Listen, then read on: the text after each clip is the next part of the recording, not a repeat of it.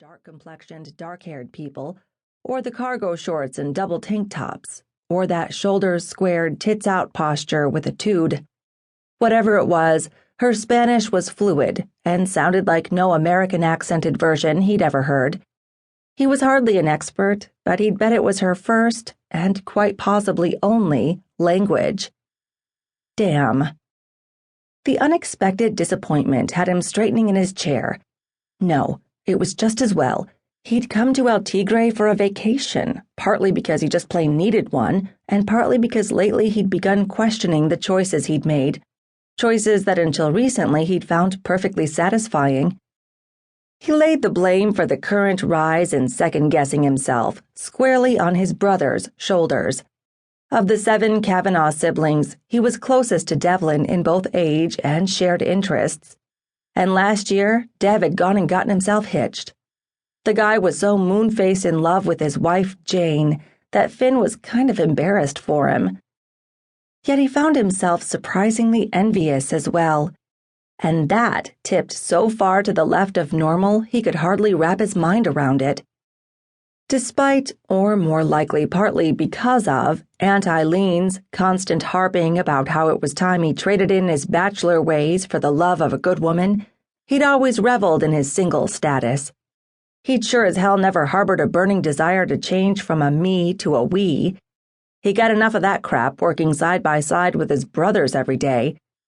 So when he'd suddenly begun questioning why he'd been patting himself on the back simply because he dodged having a special woman in his life for longer than a night or the occasional weekend, it had stirred up a never-before-encountered restlessness, an itchy sensation that had reached epic proportions when he'd started to wonder if maybe it wasn't time he joined the ranks of the committed-to-one-relationship grown-ups.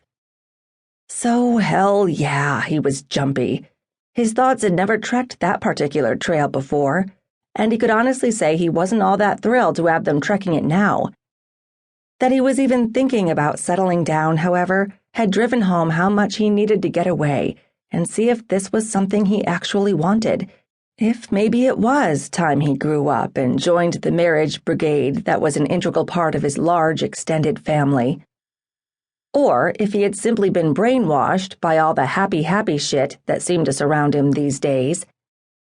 His gut told him it was the latter, but with these chick-type thoughts popping into his head lately, who was to say his gut wasn't overcompensating? In any event, he didn't have to figure out everything right this minute. All he really needed to do this evening was drink his beer, check out the pretty girl, and contemplate which route in this part of the Andes he most wanted to hike. And relax. Yeah, especially that. Above all else, he'd come here to relax. This was the worst damn birthday Magdalene Deluca could ever remember. God knew a few back in her early teens had been pretty crappy, but that happened when a girl's parents shipped her off to boarding school in order to free up more time to pour their missionary fervor into other people's kids. Gazing at the shot of tequila the bartender had just given her, she was sorely tempted to toss it back where she stood and hold out the empty for a refill. Hey, she liked to party as much as the next woman, and if she got a little buzzed, well, there was no one here she had to be accountable to for her behavior. A bitter laugh escaped her.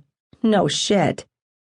All the same, she walked away from the bar, took a seat at a nearby table, and simply stared for a moment into the pale amber liquor. Then she picked up a wedge of lime, bit into it, and tossed back the shot of tequila. She shuddered as warmth flowed down her throat and spread through her veins. Yet it didn't touch the coldness in the pit of her stomach. But that was her own fault, because damn it, would she never learn? She'd taken a leave of absence from her life in California to come running down here. The last 2 letters from her mother had detailed Nancy Deluca's distress with the way the Munoz cartel, over her frequent, clearly stated objections, kept trying to recruit some of the barely teenaged boys and girls the Delucas mentored. It wasn't the letters alone that had brought Mags to El Tigre, however, although those had certainly set up a niggling in the pit of her stomach. It was the way all communication from her mom suddenly ceased after she'd received them. That had really made her get her butt in gear. The abrupt lack of communication had given her a very bad feeling.